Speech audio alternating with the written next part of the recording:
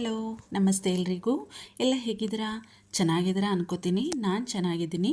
ನಾನು ನಿಮ್ಮ ವೀಣಾ ಸುರೇಶ್. ಎಲ್ಲರಿಗೂ ನನ್ನ ಕಾರ್ಯಕ್ರಮವಾದ ಕಥಾಸರಣಿ ರಾಗಸುತೆ ಜೊತೆ ಕಾರ್ಯಕ್ರಮಕ್ಕೆ ಆತ್ಮೀಯ ಸ್ವಾಗತ. ಇವತ್ತು ನಾನು ಇನ್ನೊಂದು ಸಂತೋಷ ಸುದ್ದಿ ನಿಮ್ಮ ಜೊತೆ ಹಂಚ್ಕೋಬೇಕು. ನನ್ನ ಪ್ರತಿಲಿಪಿಯ ಎರಡನೇ ಕತೆ 50K ಅಂದರೆ 50,000 ಓದುಗರನ್ನು ಸಂಪಾದಿಸಿದೆ ಅಂತ ಹೇಳೋಕ್ಕೆ ನನಗೆ ತುಂಬ ಹೆಮ್ಮೆ ಆಗ್ತಾಯಿದೆ, ಖುಷಿ ಆಗ್ತಾಯಿದೆ. ಎಲ್ಲ ನನ್ನ ಓದುಗರಿಗೂ ಹೃತ್ಪೂರ್ವಕ ಧನ್ಯವಾದಗಳು, ಪ್ರೀತಿಯ ಧನ್ಯವಾದಗಳು. ಪ್ಲೀಸ್ ನನ್ನ ಚಾನೆಲ್ ಯಾರ್ಯಾರು ನೋಡ್ತಾ ಇದ್ದೀರೋ ಎಲ್ಲರೂ ನನ್ನ ಚಾನೆಲ್ಗೆ ಸಬ್ಸ್ಕ್ರೈಬ್ ಮಾಡ್ಕೊಳ್ಳಿ ಪ್ಲೀಸ್. ಅಜ್ಜಿ ಹೇಳ್ದನ ನಾನು ಯಾಕೆ ಎಲ್ಲಿರಬೇಕಿತ್ತು? ನಾಳಿನ ಹೊರಟೋಗ್ಬಿಡ್ತಿದ್ದೆ.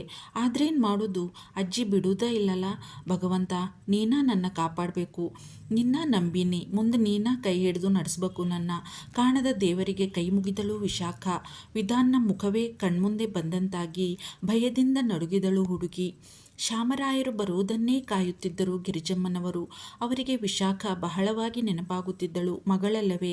ಮೊದಲ ಬಾರಿಗೆ ಅವಳು ತನ್ನ ಊರು, ತನ್ನ ಮನೆಯಿಂದ ದೂರ ಹೋಗಿರುವುದು, ಅದು ಅವರ ಚಿಂತೆಗೆ ಒಂದು ಕಾರಣವಾಗಿತ್ತು. ಹುಡುಗಿ ಚಿಕ್ಕೋಳು, ಜೊತೆಗೆ ಮಾತು ತುಂಬಾ ಕಡಿಮೆ. ತನ್ನ ಭಾವನೆಗಳನ್ನು ಅಷ್ಟು ಸುಲಭವಾಗಿ ಯಾರಲ್ಲಿಯೂ ಹೇಳಿಕೊಳ್ಳುವವಳಲ್ಲ. ತನ್ನ ಮನಸ್ಸಿನಲ್ಲಿಯೇ ಇಟ್ಟುಕೊಂಡು ಕೊರಗುತ್ತಾಳೆ ಏನೇ ಸಮಸ್ಯೆ ಇದ್ದರೂ ಕೂಡ. ಆ ಮನೆ, ಜನ, ಊರು, ಭಾಷೆ ಎಲ್ಲವೂ ಹೊಸದಲ್ಲವೇ ಅವಳಿಗೆ. ಏನಾದರೂ ಸಮಸ್ಯೆ ಆದರೆ, ಅವಳು ಹೇಳದೆ ಹೋದರೆ ಇಂಥದ್ದೇ ಯೋಚನೆ ಅವರಿಗೆ. ಹೆತ್ತ ಕರುಳಲ್ಲವೇ? ಹೆತ್ತ ಅಮ್ಮನಿಗೆ ತಮ್ಮ ಮಕ್ಕಳ ಕ್ಷೇಮದ ಹೊರತು ಇನ್ನೇನೂ ದೊಡ್ಡದು ಎನ್ನಿಸುವುದಿಲ್ಲ. ಇದರ ಮಧ್ಯೆ ಅವರ ತಮ್ಮ ಒಬ್ಬ ದೊಡ್ಡ ತಲೆನೋವಾಗಿದ್ದ ಅವರಿಗೆ. ಏ ಅಕ್ಕ, ಎಲ್ಲದಾಳು ನಿನ್ನ ಮಗಳು? ಎಲ್ಲಿ ಕಳಿಸಿದಿ ನೀನು?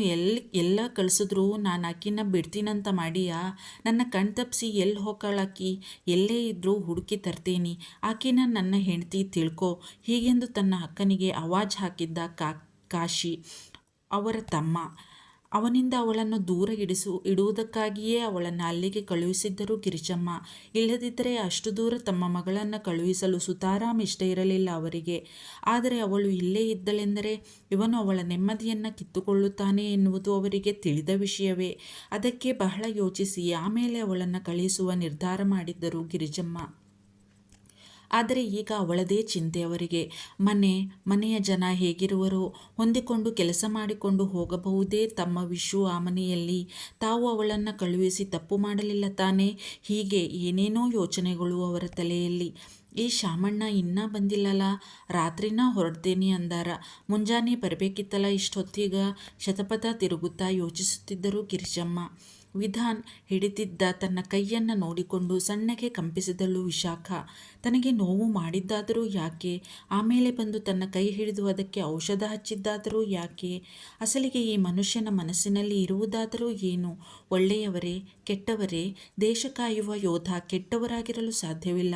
ಆದರೆ ಈ ಮನುಷ್ಯ ಬಹಳ ಒರಟ ಎನ್ನಿಸಿತು ಅವಳಿಗೆ. ತನ್ನೊಂದಿಗೆ ಅವನು ನಡೆದುಕೊಂಡ ವರ್ತನೆ ನೆನಪಾಗಿ ಅಜ್ಜಿ ಹೇಳಿದ ಹಾಗೆ ಮನಸ್ಸಿನಿಂದ ಒಳ್ಳೆಯವರೇ ಇರಬೇಕು. ಏನೋ ನೋವಿದೆ ಅವರ ಮನಸ್ಸಿನಲ್ಲಿ. ಅವನ ಕೆಂಪಡೆರದ ಕಂಗಳಲ್ಲಿ ಆಗಾಗ ತುಂಬಿ ಬರುತ್ತಿದ್ದ ಕಣ್ಣೀರು ನೆನಪಾಯಿತು ಅವಳಿಗೆ. ಅವಳ ಮುಖದ ಹತ್ತಿರ ತನ್ನ ಮುಖ ತಂದಿದ್ದ ಅವನು ಅವಳನ್ನು ಬೈಯುತ್ತಾ, ಅವನ ಅಲೆಗೂದಲು ಅವಳ ಮುಖ ಸವರಿತ್ತು. ಭಯದಿಂದಲೇ ಅವನತ್ತ ನೋಡಿದ್ದಳು ಆಗ ಅವಳು. ಅವನ ಗಮನವೆಲ್ಲ ಅವಳ ಕೈ ಮೇಲೆಯೇ ಇತ್ತು. ಆ ಸಮಯದಲ್ಲೇ ಧೈರ್ಯ ಮಾಡಿ ಅವನನ್ನು ಗಮನಿಸಿದ್ದಳು ವಿಶಾಖ. ಯೋಧನಿಗೆ ತಕ್ಕ ದೇಹದಾರ್ಢ್ಯ, ಎತ್ತರದ ಕಾಯ, ಕಟ್ಟುಮಸ್ತಾದ ಮೈಕಟ್ಟು, ಹುರಿ ಮೀಸೆ, ಗಡಸು ತುಟಿಗಳು, ಟ್ರಿಮ್ ಮಾಡಿದ್ದ ಗಡ್ಡ, ಅಲೆಗೂದಲನ್ನು ಚಿಕ್ಕದಾಗಿ ಮಿಲಿಟರಿ ಕಟ್ ಮಾಡಿಸಿದ್ದನೇನೋ ಈಗ ಸ್ವಲ್ಪ ಬೆಳೆದಂತಿತ್ತು. ಅವನ ಅಗಲ ಕಂಗಳು ಮಾತ್ರ ಕೆಂಪಡರಿ ಬಿಟ್ಟಿದ್ದವು. ಆಗಾಗ ಕಣ್ತುಂಬಿ ಬರುತ್ತಿತ್ತು ಅವನದು. ಅದನ್ನು ಒಳಗೆ ಅದುಮಿಡಲು ಶತಪ್ರಯತ್ನ ಪಡುತ್ತಿದ್ದ ಅವನು. ಅದು ಅವನ ಮುಖಭಾವದಿಂದಲೇ ತಿಳಿಯುತ್ತಿತ್ತು. ಆಗಾಗ ಉಗುಳು ನುಂಗಿ ದುಃಖವನ್ನು ಒಳಗೆ ಬಚ್ಚಿಡುವ ಪ್ರಯತ್ನ ಅವನದು. ಮೊದಲ ನೋಟದಲ್ಲೇ ಯಾರನ್ನಾದರೂ ಆಕರ್ಷಿಸುವ ವ್ಯಕ್ತಿ ಅವನು ಎನ್ನಿಸಿತು ಅವಳಿಗೆ. ಆದರೇನು ಮಾಡೋದು? ಯಾರಿಗೂ ಅಷ್ಟು ಸುಲಭವಾಗಿ ಅರ್ಥವಾಗುವ ವ್ಯಕ್ತಿತ್ವ ಅವನದು ಎಂದು ಎನಿಸಲಿಲ್ಲ. ಏನಾದರೂ ಮಾಡ್ಕೊಳ್ಳಿ, ಹೆಂಗಾದ್ರೆ ಇರಲಿ, ನನಗೇನು ಸಮಸ್ಯೆ ಇಲ್ಲ. ನನ್ನ ಹತ್ರ ಮಾತ್ರ ಬರೆದಿದ್ರ ಬಚಾವಾಕ್ಕೇನಿ ನಾನು. ಅಷ್ಟಾದ್ರೆ ಸಾಕು ನನಗೆ. ಅಪ್ಪ ಭಗವಂತ, ಏನಾರ ಮಾಡಿ ಅವ್ರ ಎದುರಿಗೆ ನಾನು ಮತ್ತೆ ಹೋಗ್ಲಾರ್ದಂಗೆ ಮಾಡಪ್ಪ. ನಿನಗ 108 ನಮಸ್ಕಾರ ಹಾಕ್ತೇನೆ ಎಂದು ಬೇಡಿಕೊಂಡು ಮೇಲೆ ನೋಡಿ ಕಾಣದ ದೇವರಿಗೆ ಕೈ ಮುಗಿದಳು ವಿಶಾಖ. ಅಷ್ಟು ಭಯವಾಗಿ ಬಿಟ್ಟಿತ್ತು ಅವಳಿಗೆ ವಿಧಾನ್ ಮಾಡಿ ಹೋದ ಅವಾಂತರದಿಂದ. ನಾಳೆ ಏನಾಗುವುದೋ ಎಂಬ ಆತಂಕದಲ್ಲಿ ನಿದ್ರೆ ಕೂಡ ಅವಳ ಹತ್ತಿರ ಸುಳಿಯುತ್ತಿರಲಿಲ್ಲ. ಬೆಳಗ್ಗೆ ಎದ್ದವನ ತಲೆ ಧಿಮ್ ಎನ್ನುತ್ತಿತ್ತು. ಹಾಸಿಗೆಗೆ ಒರಗಿ ತಲೆಗೆ ಕೈ ಒತ್ತಿ ಸ್ವಲ್ಪ ಹೊತ್ತು ಕುಳಿತು ಬಿಟ್ಟ ವಿಧಾನ್. ರಾತ್ರಿ ನಡೆದ ಘಟನೆ ಮಸುಕು ಮಸುಕಾಗಿ ನೆನಪಾಗುತ್ತಿತ್ತು ಅವನಿಗೆ. ಪೂರ್ತಿ ನೆನಪಿಸಿಕೊಳ್ಳಲು ಪ್ರಯತ್ನಿಸಿದ. ತಲೆ ಹಿಡಿದುಕೊಂಡೆ. ಕಣ್ಮುಚ್ಚಿದ. ಮುದ್ದಾದ ಕಂಗಳು, ವಿಶಾಲವಾದ ಕಪ್ಪು ಕಂಗಳು, ಪಟಪಟನೆ ಬಡಿಯುತ್ತಿದ್ದ ಕಣ್ರೆಪ್ಪೆ, ಭಯ ಗಾಬರಿಯಿಂದ ಅದುರುತ್ತಿದ್ದ ಗುಲಾಬಿ ತುಟಿಗಳು, ಬೆಳ್ಳಗಿನ ನುಣುಪಾದ ದುಂಡು ಗೆನ್ನೆಗಳು ಕಣ್ಮುಂದೆ ಬಂದು ಥಟ್ಟನೆ ಕಣ್ತೆರೆದ. ಥತ್, ಯಾರಿರಬಹುದು ಈ ಹುಡುಗಿ? ಮರೆತೇ ಬಿಟ್ಟಿದ್ದ ಅವನು ತನ್ನ ಮನೆಗೆ ತನ್ನ ಮುದುಕಮ್ಮನ ನೋಡಿಕೊಳ್ಳೋಕೆ ಒಬ್ಬಳು ಹುಡುಗಿ ಬರುವವಳಿದ್ದಾಳೆ ಅನ್ನೋದನ್ನು. ನಿನ್ನೆ ರಾತ್ರಿ ತಾನು ಮಾಡಿದ ಅವಾಂತರವನ್ನು ನೆನಪಿಸಿಕೊಳ್ಳಲು ಪ್ರಯತ್ನಿಸಿದ. ಮತ್ತೆ ಹಾಡು. ಹೌದು, ಈ ಹುಡುಗಿ ಹಾಡುತ್ತಿದ್ದಳಲ್ಲವೇ ತಾನು ಬರುವಾಗ. ಯಾವುದು ಆ ಹಾಡು? ಯಾವುದೋ ಚಂದದ ಭಕ್ತಿಗೀತೆ. ತನ್ಮಯತೆಯಿಂದ ಕಣ್ಮುಚ್ಚಿ ಹಾಡುತ್ತಿದ್ದ ಅವಳ ಮುಗ್ಧ ಮುಖ ಮತ್ತೊಮ್ಮೆ ಕಣ್ಮುಂದೆ ಬಂದು ತನ್ನ ಮೇಲೆಯೇ ಸಿಟ್ಟು ಬಂತು ಅವನಿಗೆ. ಅವಳ ಹಾಡಿನ ಮಾಧುರ್ಯ, ಇಂಪಾದ ಅವಳ ಕಂಠ, ಹಾಡುವಾಗಿನ ಅವಳ ಮುಖಭಾವ, ಅವಳ ತುಟಿಗಳ ಚಲನೆ, ಕಿವಿಗೆ ಹಾಕಿದ್ದ ಝುಮುಕಿಯ ಓಲಾಟ, ಅವಳ ಮುಖ ಮುತ್ತುತ್ತಿದ್ದ ಮುಂಗುರುಳು, ಅದನ್ನು ಆಗಾಗ ಅವಳು ತನ್ನ ಕಿವಿಗೆ ಸಿಕ್ಕಿಸುತ್ತಿದ್ದ ಪರಿ, ಎಲ್ಲವೂ ಮತ್ತೊಮ್ಮೆ ಅವನ ಕಣ್ಮುಂದೆ ಬಂತು. ತಲೆ ಕೊಡವಿದ ವಿಧಾನ್. ನನ್ನಂಥ ನಾನೇ ಒಂದು ಕ್ಷಣ ಮೂಕ ವಿಸ್ಮಿತನಾಗಿ ನಿಂತು ಬಿಟ್ಟಿದ್ದೆ. ಏನಾಗಿತ್ತೋ ನನಗೆ ಆ ಕ್ಷಣ? ಅವಳು ಕೂಡ ಹೆಣ್ಣೆ ಅಲ್ಲವೇ? ಅದನ್ನು ಮರೆತು ಅವಳನ್ನು ನೋಡುವುದರಲ್ಲಿಯೇ, ಹಾಡಿನ ಮಾಧುರ್ಯದಲ್ಲಿಯೇ ಲೀನವಾಗಿ ಬಿಟ್ಟಿದ್ದೆ. ಕೆಲವು ಕ್ಷಣಗಳ ಬಳಿಕ ಎಚ್ಚೆತ್ತ ನನಗೆ ಕೋಪದಿಂದ ದವಡೆಗಳು ಬಿಗಿದವು. ಮೊದಲಿನಿಂದಲೂ ನನಗೆ ಈ ಹಾಡುವವರನ್ನು ಕಂಡರೆ ಕೆಂಡದಂಥ ಕೋಪ ಬರುತ್ತದೆ. ಹಾಗಂತ ಹಾಡನ್ನು ನಾನು ದ್ವೇಷಿಸುತ್ತಿರಲಿಲ್ಲ ಮೊದಲು. ನನಗೂ ಹಾಡು ಕೇಳುವುದೆಂದರೆ ಇಷ್ಟವೇ. ಬರುಬರುತ್ತಾ ನನ್ನ ಮನಸ್ಥಿತಿ ಈ ಹಂತಕ್ಕೆ ತಲುಪಿತ್ತು. ಅವಳು ಹಾಡುತ್ತಿದ್ದಳಲ್ಲ, ತಾನು ತನಗೆ ಲಾಲಿ ಹಾಡಿ ಮಲಗಿಸುತ್ತಿದ್ದ ನೆನಪು ಈಗಲೂ ಇದೆ ತನಗೆ. ಆದರೆ ನಂತರ ಅವಳು ಮಾಡಿದ್ದು ಮಾತ್ರ ಮೋಸ. ನನ್ನ ಅವಳ ಮಗನನ್ನೇ ಅಷ್ಟು ಚಿಕ್ಕ ವಯಸ್ಸಿಗೆ ತೊರೆದು ಹೋದಳಲ್ಲ. ಹೇಗಾದರೂ ಮನಸ್ಸು ಬರುತ್ತೆ ಒಬ್ಬ ತಾಯಿಗೆ ತನ್ನ ಕರುಳ ಕುಡಿಯನ್ನು ತೊರೆದು ಹೋಗಲು. ಹೆಣ್ಣು, ಅವಳು ಮೋಸ ಮಾಡುವುದಕ್ಕಾಗಿಯೇ ಇರುವವಳು. ನಂಬಿದರೆ ಜೀವನ ನರಕವೇ. ನನಗೆ ಅರಿವಿದೆ ಇದು. ಆದ್ದರಿಂದಲೇ ನಾನು ಆ ಹುಡುಗಿಯ ಹಾಡು ಕೇಳಿ ಕೋಪದಿಂದ ಹುಚ್ಚನಾಗಿದ್ದು.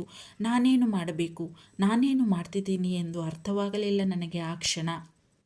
ಹುಡುಗಿಯ ಕೈ ಹಿಡಿದು ದರದರನೆ ಎಳೆದು ಹೊರದಬ್ಬಿ ಬಾಗಿಲು ಮುಚ್ಚಿಬಿಟ್ಟಿದ್ದೆ. ಕೋಪದಿಂದ ಕೆಂಪಾಗಿ ಹೋಗಿದ್ದೆ. ಸುಂದರವಾದ ಹುಡುಗಿಯಲ್ಲವೇ ಇವಳು ಕೂಡ?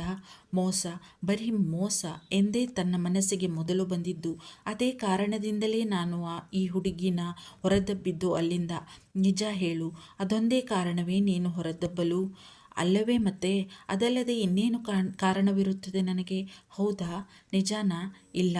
ಅವಳನ್ನು ಮೊದಲು ನನ್ನ ಕಣ್ಣ ಮುಂದಿನಿಂದ ಕಳುಹಿಸಬೇಕಿತ್ತು ನಾನು. ನನ್ನಂಥ ನಾನೇ ಕೆಲವು ಕ್ಷಣಗಳ ಕಾಲ ಮೈಮರೆತು ಅವಳ ಮುಂದೆ ನಿಲ್ಲುವಂತೆ ಮಾಡಿದ್ದಳು ಹುಡುಗಿ. ನನಗದು ಖಂಡಿತ ಇಷ್ಟವಾಗಲಿಲ್ಲ. ಅದಕ್ಕೆ ಅವಳನ್ನು ಎಳೆದು ಹೊರಹಾಕಿದೆ. ಒಪ್ಪಿಕೊಂಡಿತ್ತು ಅವನ ಒಳಮನಸ್ಸು. ಅಜ್ಜಮ್ಮ ಹೇಳಿದ್ದಿರಬೇಕು ಹಾಡಲು ಅವಳಿಗೆ ತನ್ನ ಅನುಪಸ್ಥಿತಿಯಲ್ಲಿ.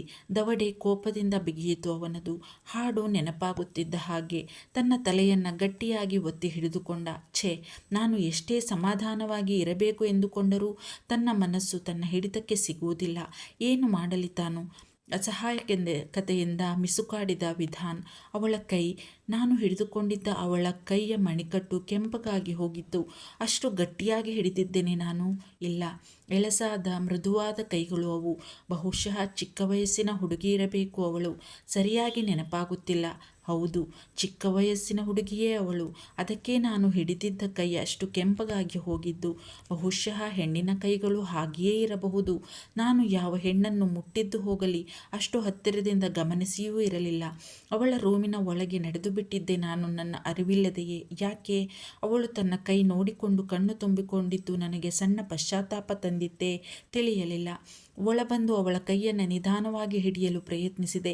ಸರಕ್ಕನೆ ತನ್ನ ಕೈ ಎಳೆದುಕೊಂಡು ಎಂದಿದ್ದಳು ಹುಡುಗಿ. ನೋವು ಇದ್ದಿರಬೇಕು. ತನ್ನ ಸ್ಪರ್ಶದಿಂದ ಥಟ್ಟನೆ ತಲೆ ಎತ್ತಿ ನೋಡಿದ್ದು ಹುಡುಗಿ. ಅವಳ ಕಮಲದಂತಹ ಕಣ್ಣುಗಳು ತುಂಬಿದ್ದವು. ನಾನು ಆ ಸ್ಥಿತಿಯಲ್ಲಿದ್ದರೂ ನನಗೀಗಲೂ ನೆನಪಿದೆ. ತನ್ನತ್ತ ದೀನಳಾಗಿ ನೋಡುತ್ತಿರುವವಳ ಅಸಹಾಯಕ ನೋಟ ತನ್ನ ಕಣ್ಮುಂದೆ ಬರುತ್ತಿದೆ. ಅದೆಂತಹ ನೋಟ! ನನ್ನನ್ನೇ ಪ್ರಶ್ನಿಸುವಂತಿತ್ತು ಅವಳ ಅರಳಿದ ಕಂಗಳು, ಅದರೊಳಗಿನ ಭಾವ. ಅವಳ ಕಣ್ಣಿನಾಳಕ್ಕೆ ಒಮ್ಮೆ ನೋಡಿದ ನಾನೇ ತಡಬಡಾಯಿಸುವಂತಾಗಿತ್ತು ಒಂದು ಕ್ಷಣ. ಅಬ್ಬಾ ಹೆಣ್ಣೆ! ತನ್ನ ಅಗಲವಾದ ಕಂಗಳನ್ನು ಮತ್ತೂ ಅಗಲಿಸಿ ಕಣ್ತುಂಬಿಕೊಂಡು ತಲೆ ಎತ್ತಿ ನನ್ನನ್ನೇ ನೋಡುತ್ತಿದ್ದಳು. ನಾನೇನು ತಪ್ಪು ಮಾಡಿದೆ ಎಂದು ನನಗೆ ಈ ಶಿಕ್ಷೆ ಕೊಟ್ಟೆ ನೀನು? ನನಗೆ ತಿಳಿದಿತ್ತೇ ನಿನ್ನ ಮನಸ್ಸು. ನೀನೇ ನೋವು ಮಾಡಿ ನೀನೇ ಬಂದು ಔಷಧವನ್ನು ಹಚ್ತೀಯ.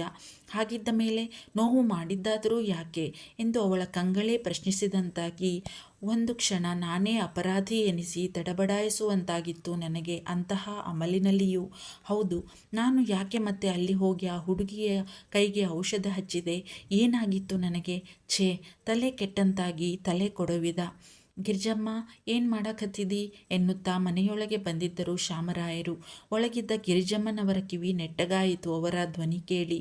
ಅವರು ಬರುವುದನ್ನೇ ಕಾಯುತ್ತಿದ್ದರಲ್ಲ. ಶಾಮಣ್ಣ ಬಂದ್ರಾ? ಯಾಕೆ ಲೇಟ್ ಆತಲ್ಲ ಬರೋದು? ಕುಡಿಯಾಕೆ ಏನಾರ ತಗೋತೀರೇನು? ಒಂದೇ ಸಮನೆ ಪ್ರಶ್ನೆಗಳ ಸುರಿಮಳೆಗೈದಿದ್ದರು ಗಿರಿಜಮ್ಮ. ಅದ್ಯಾಕೆ ಕೇಳ್ತಿ ಗಿರಿಜಮ್ಮ?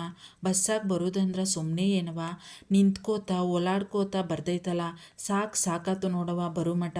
ನಮ್ಮ ವಿಷು ಹೆಂಗದಾಳ ಶಾಮಣ್ಣ? ಅಲ್ಲಿ ಹೊಂದ್ಕೊಂಡು ಹೋಗ್ಕಾಳಂತ ಅನಿಸ್ತೈತೇನ ನಿಮ್ಗೆ? ಕೇಳಿದ್ದರು ಚಿಂತೆಯಿಂದ ಗಿರಿಜಮ್ಮ. ಪ್ಲೀಸ್ ನೋಡ್ತಾ ಇರೋರೆಲ್ಲರೂ ತಪ್ಪದೆ ಸಬ್ಸ್ಕ್ರೈಬ್ ಮಾಡ್ಕೊಳ್ಳಿ ನನ್ನ ಚಾನೆಲ್ಗೆ.